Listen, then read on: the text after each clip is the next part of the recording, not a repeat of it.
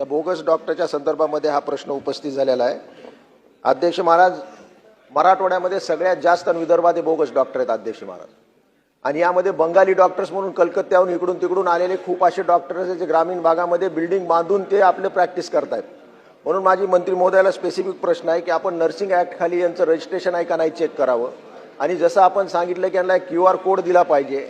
यामध्ये अनेक पॅथी आलेत अध्यक्ष महाराज, युनानी असेल, ॲलोपॅथी असेल, आयुर्वेदा असेल, होमिओपॅथिक असेल, आता फिजिओथेरपीचे काही डॉक्टर्स आलेत। ही सगळी माहिती जनतेला मिळण्यासाठी एक चांगल्या प्रकारचं टास्क फोर्ससाठी आपण जिल्हा लेवलला केलं पाहिजे। आणि जसं आमदार साहेबांनी सांगितलं, यामध्ये लोकप्रतिनिधीचा सुद्धा सहभाग असला पाहिजे। आता तुम्ही कलेक्टरला अध्यक्ष केलेला आहे, कलेक्टर वर्षातून एकही मीटिंग घेत नाहीत, एकही कुठं धाड टाकत नाहीत। लोकप्रतिनिधीला सगळ्या गावनागाव माहीत असतं की कोण कुठं बोगस डॉक्टर काय करतोय म्हणून। हे सर्रास अध्यक्ष Maharaj steroid powder, steroid medicine कुठून देऊन टाकतात अध्यक्ष महाराज।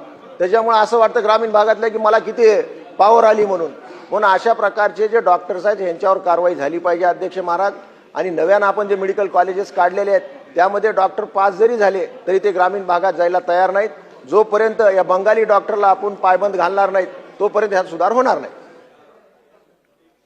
अध्यक्ष महोदय, आत्ताच सन्माननीय सदस्य सांगितल्याप्रमाणे जे आता जिल्हास्तरीय तालुकास्तरीय आम्ही समित्या केलेल्या आहेत त्यामध्ये आम्ही निश्चितपणे लोकप्रतिनिधीला सुद्धा घेण्यासाठी आम्ही पुन्हा त्या समितीची पुनर्रचना करू।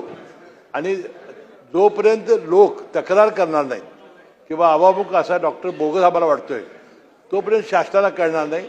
आणि म्हणून आपण याबद्दल नो युअर डॉक्टर म्हणून जी आपण आता QR प्रणाली आणलेली आहे याद्वारे खरा डॉक्टर कोण आहे हे आपल्याला लगेच कळेल अशी आम्ही चांगली योजना आणलेली आहे।